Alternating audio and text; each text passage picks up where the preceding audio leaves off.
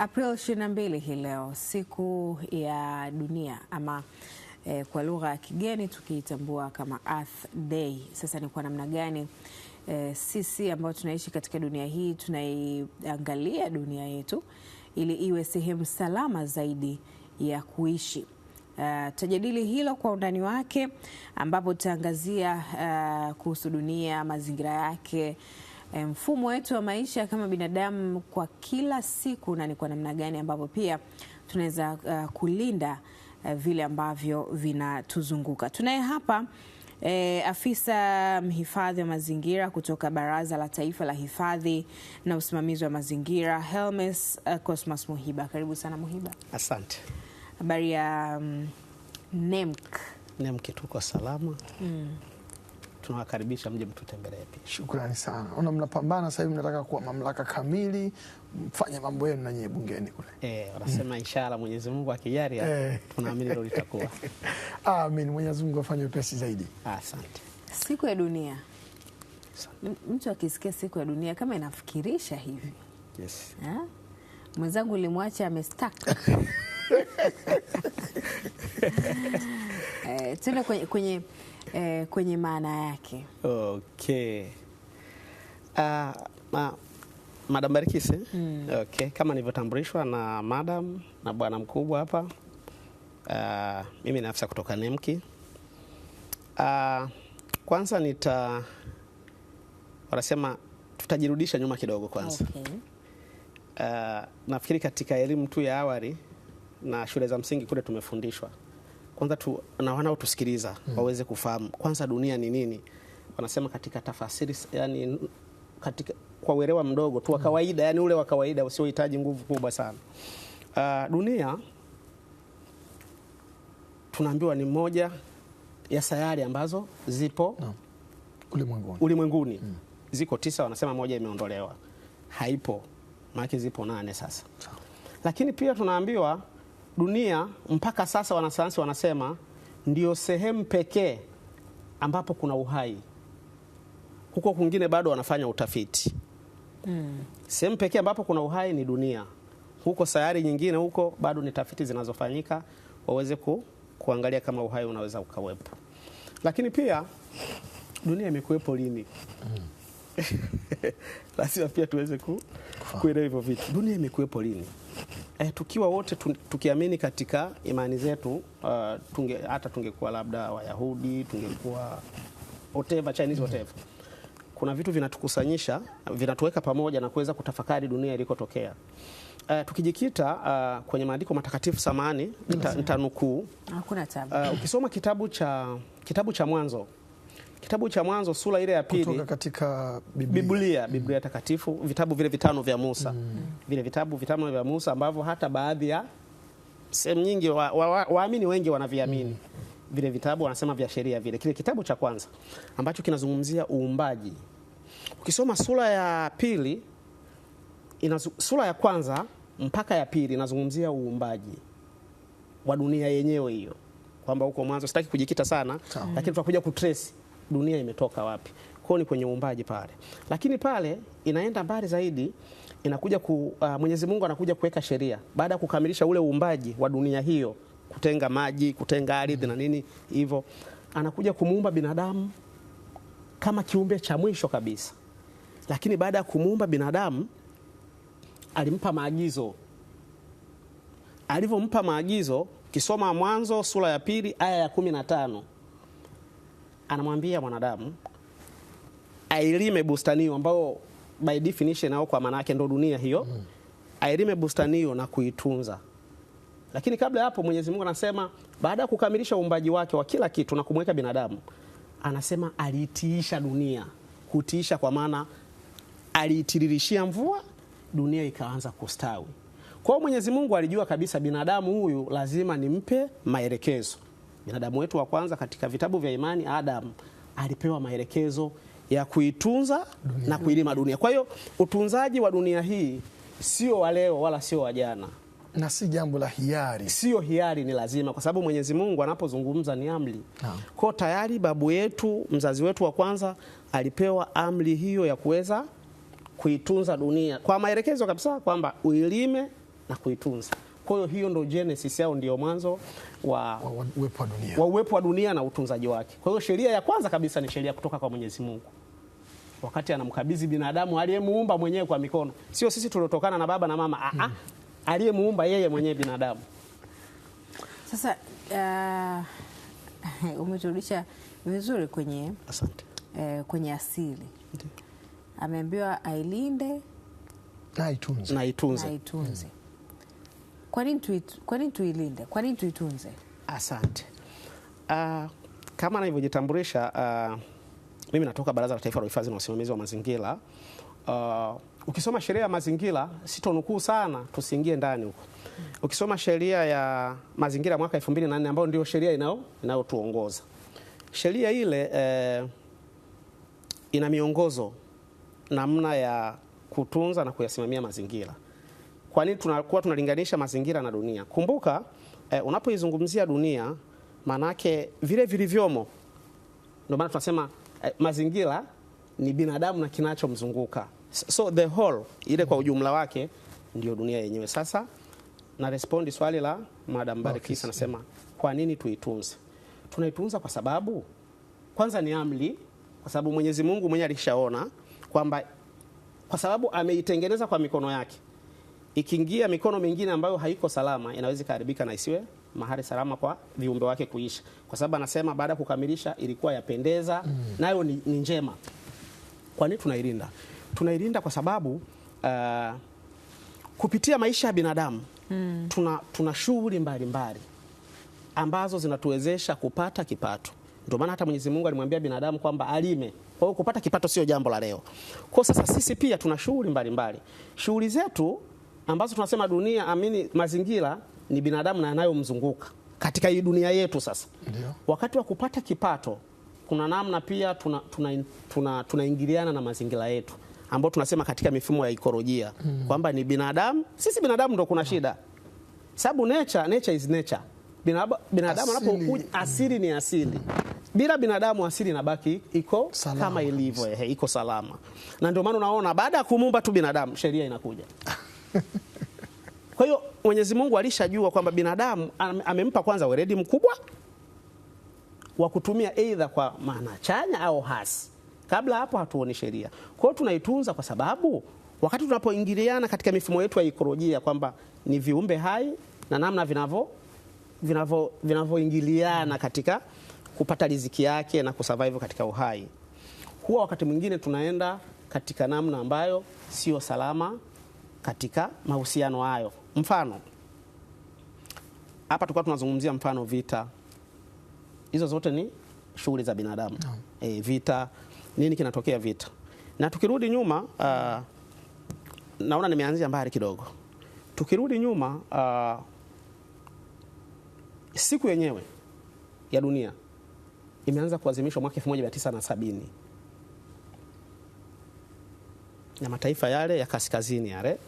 Yes, tunasema the power nations. Kule ndo kulikuwa na genesis ya kuadhimisha siku hiyo. Lakini pia kwa nini tunaona baada ya miaka miwili tunakuja kuiadhimisha sasa hii tunayosema World Environmental Day? Baada ya kuiweka dunia salama na kuweka ulinzi wa dunia, tunakuja pia baada ya miaka miwili unaona tunaleta sasa, tunaanza kuiadhimisha siku ya mazingira duniani. Lakini ukiangalia siku ya mazingira duniani kama hivi inafanana pia. Sababu tunasema ni siku ya mazingira, World Environmental Day. Bado unazungumza world, hapa tunazungumza dunia. Yes, unaona the way vinavyo. Kwa hiyo iliyoanza kwanza ilikuwa ni kuhakikisha dunia inakuwa protected, kwa sababu siku yenyewe inazungumzia namna dunia inavyolindwa. Dunia ilindwe ili iwe sehemu salama. Kwa nini inalindwa? Na maana mpaka siku hiyo inawekwa tayari kuna shughuli zilizokwisha fanyika huko nyuma ambazo hazikuwa rafiki kwenye dunia hiyo. Kwa hiyo tukaweka miongozo kwamba tuweke siku kama kumbukumbu ya kuwa tunakutana, tunajadiliana namna gani ya kuifanya dunia iwe sehemu salama ya kuishi. Kwa hiyo kwa nini waliweka siku hiyo sasa? Na dada anasema kwa nini tuilinde? Tunailinda ili tuweze, wanasema, kureserve ile nature. Yaani ule uasili wake uweze kubakia. Hata kama tunafanya shughuli zetu, lakini wanasema tufanye kwa kuzingatia pia kutoathiri hizi ekolojia, ule uhusiano wetu na viumbe wengine au na viumbe ambavyo haviko hai, sababu pia navyo vina faida yake. Sasa sisi kama NEMKI NEMKI kuhakikisha sasa dunia inalindwa kama ilivyo kauli mbiu ya siku ya leo, tuna kurugenzi 3 tunasema kurugenzi tendaji.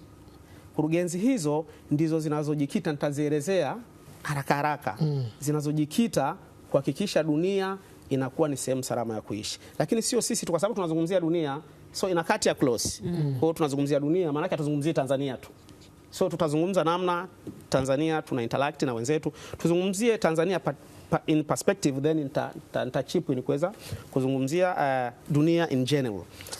Sisi kama NEMKI tuna kurugenzi 3 tendaji, ambao kurugenzi ya kwanza ni kurugenzi ya tathmini ya athari ya mazingira. Kurugenzi ya tathmini ya athari ya mazingira. Kurugenzi hii inadiri na nini? Sisi kama NEMKI tunasimamia miradi yote iweze kufanyiwa utafiti kabla haijaanza. Mfano, wewe unataka kuweka kiwanda X sehemu fulani, lazima ufate mchakato fulani. Ule mchakato utakao ufata unakuelekeza vitu vya yani utakavyovifuata ili mchakato uwe salama. Ndio maana inaitwa kurugenzi ya athari ya mazingira, huwa tunaongeza na kwa binadamu.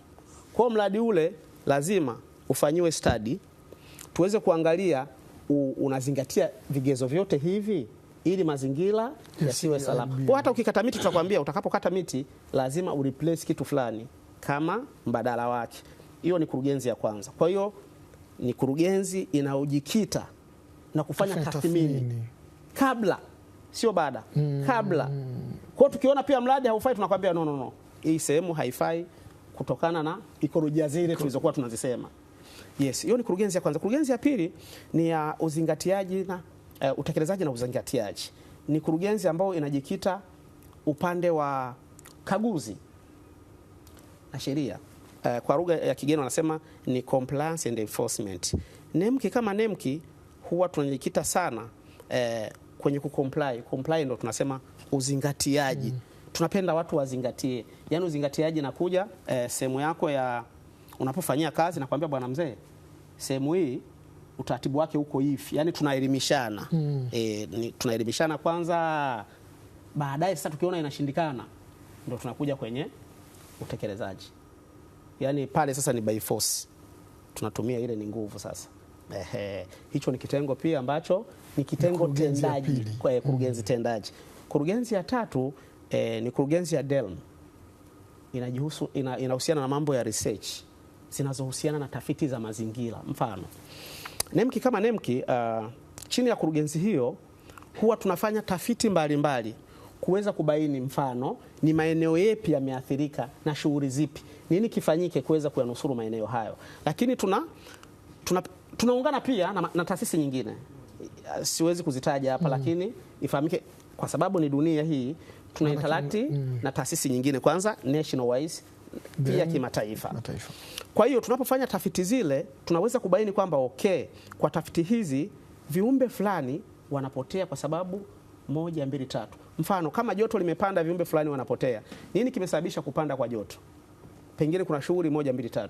Kwa hiyo tunaambia please, lazima tuzipunguze shughuli hizo ili kuweza kumaintain hiyo hali ya hewa ambayo itarejesha vile viumbe. Ndio maana kuna kitu Na ni shughuli gani hasa ambazo mmeweza kuzigundua kuwa binadamu wakijikita kwenye shughuli hizo, changamoto za kuiathiri dunia zinaonekana?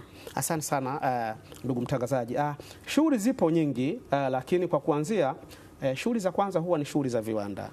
Shughuli za viwanda, kama tunavyojua, viwanda vinapokuwa vinafanya kazi vinazalisha moshi pia. Ule moshi nafikiri siku tutakuja kuzungumzia siku nyingine. Huo moshi pia una compose kwenye hali ya hewa, unatengeneza kitu ni kama unatengeneza obstacle au kizuizi cha ile ozone layer ambayo tunasema ni ngazi ambayo inatuzuia sisi ile ultraviolet mionzi ya jua ile isitufikie moja kwa moja.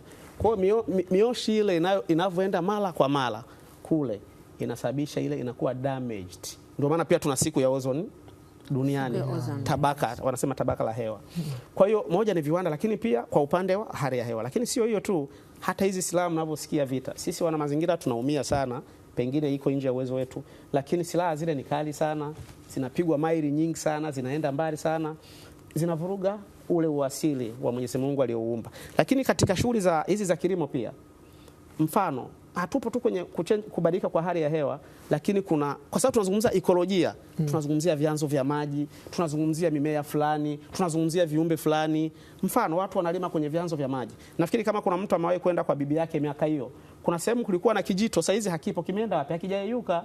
Ukiangalia ni shughuli za kibinadamu. Hiyo yote tu huwa tunalinda, tunafanya tafiti kuweza kulinda maeneo kama hayo. Ingawaje kuna changamoto pia, taarifa nyingine pengine unakuta ziko interior sana, lakini lazima tuzipate na kuweza kuzifanyia kazi. Lengo ni nini? Wanasema maintain au kutengeneza ile ecological system, muingiliano wa viumbe hai uweze kuwa salama, especially kwa kumwangalia binadamu ambaye mara nyingi ndo anakuwa anaharibu ule uhusiano wa kimazingira. Taarifa zenu mara nyingi sana binafsi nimekuwa nikizisikia sana, hususan mkiwa mnakwenda katika kufanya kaguzi kwenye viwanda. Ni kwa namna gani mnawafikia wakazi wa vijijini na kuwaelimisha kuhusiana na utunzaji wa mazingira? Umetolea mfano hapo sasa hivi ulimaji labda katika maeneo ya vyanzo vya maji na katika maeneo ya maporomoko na vitu kama hivyo. Asante, nashukuru. Wakati najibu swali la ndugu mtangazaji, kuna kurugenzi mbili saidizi sikuzisema. Tuna kurugenzi ya utawala, tuna kurugenzi ya tunasema Directorate of Finance and Administration, fedha na utawala, lakini tuna kurugenzi ya sheria. Kwa hiyo pia kumbuka nimekuambia kule tuna sheria ya mazingira mwaka 2004. Kwa hiyo lazima awepo director ambayo hiyo ndo yes. Kwa hiyo wale tunasema ni kurugenzi saidizi ambao wanahakikisha sisi tunafanya kazi. Utawala kama mnavyojua, wale ndio kila kitu, organization machinery ambao wanahakikisha sisi tunaenda kufanya kazi. Sasa kuhusiana na namna ambavyo katika level ya vijiji tunavyofanya kazi, kwanza ukiachana na mambo ya miradi, sisi pia huwa tunafanya awareness. Awareness tunahitaji uelewa. Awareness. Tunafanya awareness kwa maana ipi? Kuanzia ngazi ya mtaa. Kwanza kabla ya mradi wote ule kuanza, ni lazima tumuone mtu wa ngazi ya mtaa ambao tunasema ni meo, au tunasema meo ni watendaji wa mitaa. Yes. Wale watendaji wa mitaa kazi yao ni kuhakikisha jambo ambalo linaletwa kule wanalishusha kwa wananchi wao. Kwamba jamani kuna 1 2 3. Nyie mnasemaje? Kumbuka wale pia huwa wana kama kabunge kadogo kale, wanakale kabunge kadogo kakwao kale pale kwenye mtaa, ambao kazi yao ni kuchakata. Pamoja na hayo ni miradi inayokuja kwenye maeneo yao. Ndio maana tuliposema tathmini ya athari huwa inashuka chini. Lakini ukiachana nayo, huwa tunatengeneza mikutano mbalimbali kama NEMC na kuelimisha. Kwenye mikutano hiyo huwa tunaalika watu bila kuangalia dini, bila kuangalia rangi, bila kuangalia cheo wala tabaka, ili kuweza kutoa uelewa kwa pamoja. Na kwa bahati nzuri NEMC tumesambaa Tanzania nzima, kote tupo.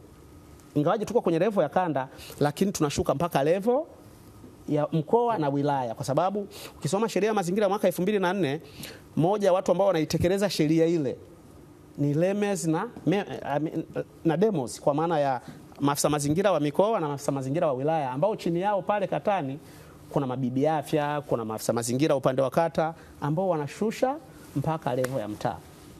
Sawa, tukiwa tunamalizia, ni kwa namna gani sasa kila mmoja sisi kama wanajamii ndio ambao tunaishi ndani ya hii dunia tunalazimika kila mmoja kuilinda dunia? Okay, asante sana. Bado mtanisame anarudi kwenye sheria ile ile. Tena inabidi pia umma unisikilize vizuri na uweze kutega masikio. Swala la utunzaji na uhifadhi wa mazingira na kuilinda dunia si kazi tu ya NEMC kuja kwenye vyombo vya habari na kutoa taarifa. Sheria ile ya mazingira mwaka 2004 imezungumza wazi. Kila Mtanzania kwanza ana haki ya kuishi kwenye mazingira safi na salama. Kwa maana anaishi ndani ya mipaka ya Tanzania. Hatuzungumzii uraia. Tunazungumzia anayeishi ndani ya mipaka. Kwa hiyo ukiwa unaishi tu katika mipaka ya Tanzania, wajibu wako ni kulinda na kuyatunza mazingira ambayo ndio dunia yenyewe.